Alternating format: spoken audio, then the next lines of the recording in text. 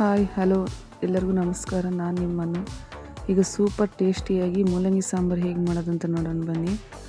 ಈಗ ಒಂದು ಕಪ್ಪು ತೊಗರಿಬೇಳೆ ಹಾಕ್ಕೊಂಡು ಚೆನ್ನಾಗಿ ತೊಳ್ಕೊಳ್ಳಿ. ಈಗ ಅದಕ್ಕೆ ಕಟ್ ಮಾಡ್ಕೊಂಡಿರೋ ಎಲ್ಲ ತರಕಾರಿನ ಈಗ ತೋರಿಸ್ತಾ ಇದ್ದೀನಿ ನೋಡಿ. ಮೂಲಂಗಿ, ಬೀನ್ಸು ಮತ್ತು ಈರುಳ್ಳಿ, ಹೀರೆಕಾಯಿ, ಟೊಮೊಟೊ, ನೌಕಲ್ಲು, ಬೆಳ್ಳುಳ್ಳಿ. ನಿಮ್ಮ ಹತ್ರ ಇನ್ನೂ ಬದನೆಕಾಯಿ, ಆಲೂಗಡ್ಡೆ ಇದ್ದರೆ ಅದನ್ನು ಸೇರಿಸ್ಕೊಳ್ಳಿ, ತುಂಬ ಚೆನ್ನಾಗಿರುತ್ತೆ. ಮಿಕ್ಸಿಗೆ ಹಾಕೋದು ಆ ಥರ ಏನೂ ಬೇಡ, ಈ ಥರನೇ ಸಿಂಪಲಾಗಿ ಮಾಡ್ಕೊಳ್ಳಿ. ಇದು ನಮ್ಮಮ್ಮ ಮಾಡೋದು, ಹಂಗಾಗಿ ಇವತ್ತು ನಿಮಗೆ ಮಾಡಿ ತೋರಿಸ್ತಾ ಇದ್ದೀನಿ. ಈಗ ನೋಡಿ, ಬೆಳ್ಳುಳ್ಳಿ ಹಾಕ್ಕೊಳ್ಳಿ.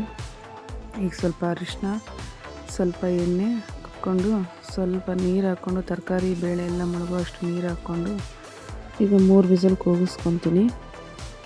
ಅಷ್ಟೊತ್ತಿಗೆ ಒಗ್ಗರಣೆಗೆ ರೆಡಿ ಮಾಡ್ಕೊಳ್ಳೋಣ. 2 ಸ್ಪೂನ್ ಎಣ್ಣೆ ಹಾಕ್ಕೊಂಡು ಸಾಸಿವೆ, ಜೀರಿಗೆ ಮತ್ತು ಈರುಳ್ಳಿ, ಕರಿಬೇವು ಹಾಕ್ಕೊಂಡು ಚೆನ್ನಾಗಿ ಫ್ರೈ ಮಾಡ್ಕೊಳ್ಳಿ.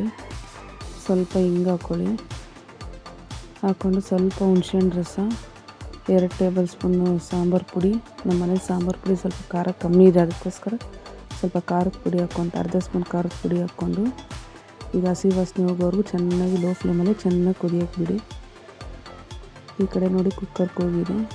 ಈಗ ಬಿಸಿ ಇದ್ದಾಗಲೂ ಒಂದ್ಸಲ ಚೆನ್ನಾಗಿ ಮಿಕ್ಸ್ ಮಾಡ್ಕೊಳ್ಳಿ. ಬೇಳೆ ಎಲ್ಲ ಚೆನ್ನಾಗಿ ಮೆತ್ತಗಾಗುತ್ತೆ.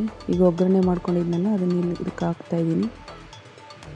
ಹಾಕ್ಕೊಂಡು ಒಂದ್ಸಲ ಚೆನ್ನಾಗಿ ಮಿಕ್ಸ್ ಮಾಡಿ ರುಚಿಗೆ ತಕ್ಕಷ್ಟು ಉಪ್ಪು ಹಾಕ್ಕೊಂಡು ಒಂದು ಕುದಿಸ್ಕೊಳ್ಳಿ. ಬಿಸಿಯಾದ ಮೂಲಂಗಿ ಸಾಂಬಾರು ರೆಡಿ.